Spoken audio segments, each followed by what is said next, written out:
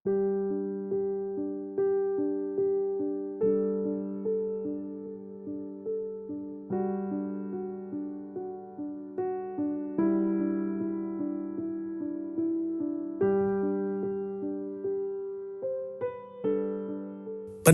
Saat Teduh Gereja Kristen Jakarta, Rabu 1 Mei 2024.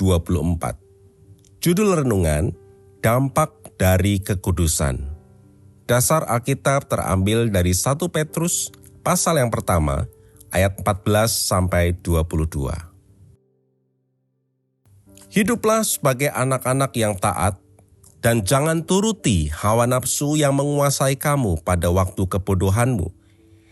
Tetapi hendaklah kamu menjadi kudus di dalam seluruh hidupmu, sama seperti Dia yang kudus, yang telah memanggil kamu.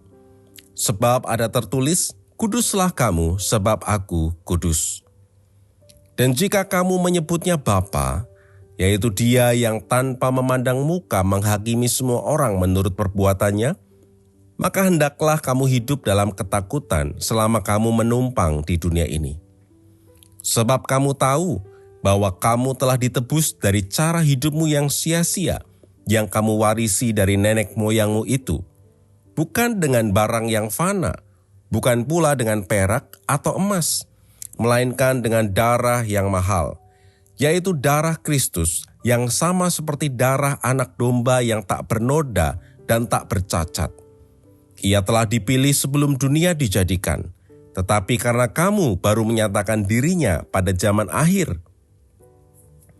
Oleh Dialah, kamu percaya kepada Allah yang telah membangkitkan Dia dari antara orang mati, dan yang telah memuliakannya, sehingga imanmu dan pengharapanmu tertuju kepada Allah. Karena kamu telah menyucikan dirimu oleh ketaatan kepada kebenaran, sehingga kamu dapat mengamalkan kasih persaudaraan yang tulus ikhlas. Hendaklah kamu bersungguh-sungguh saling mengasihi dengan segenap hatimu.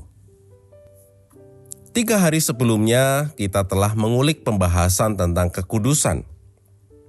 Tentang apa peran yang bisa dan harus saya lakukan sebagai orang percaya di dalam kekudusan. Tentang mengapa sebagai orang percaya saya harus kudus, dan tentang sejauh mana peran Tuhan di dalam proses kekudusan tersebut. Di hari ini kita mau merenungkan apa dampak yang terjadi ketika kita mengalami kekudusan. Dan apakah kekudusan hanya akan berdampak pada diri kita pribadi saja ketika kita berusaha menghidupi kekudusan, atau akan berdampak kepada pihak lain? Ayat 22 bagian kalimat, karena kamu telah menyucikan dirimu oleh ketaatan kepada kebenaran. Di dalam Alkitab NLT diterjemahkan, kamu telah disucikan dari dosa-dosamu ketika kamu menaati kebenaran. Dari bagian ini kita belajar bahwa ketika kita menaati kebenaran, menaati perintah firman Tuhan untuk menjadi kudus di dalam seluruh hidup kita, sama seperti Allah yang kudus, itu menjadi bagian proses kita, disucikan dari dosa-dosa kita. Dan selanjutnya dikatakan, sehingga kamu dapat mengamalkan kasih persaudaraan yang tulus ikhlas, memberikan pengertian bahwa ketika kita disucikan dari dosa, taat pada kebenaran, menjalani kekudusan dalam hidup, maka akan berdampak dengan kita dimampukan untuk mengasihi orang lain secara tulus ikhlas. Sementara, jika kita tidak disucikan, tidak hidup dalam kekudusan, kita tetap mampu mengamalkan kasih, namun tidak mampu tulus ikhlas. Pada saat itu kasih kita akan bersyarat, mungkin mengharapkan timbal balik atau imbalan, atau mungkin mengasihi dengan memandang bulu. Sedangkan kasih yang dari Kristus adalah ketika kita mengasihi seseorang dan orang tersebut tidak mengasihi kita, tidaklah menjadi masalah.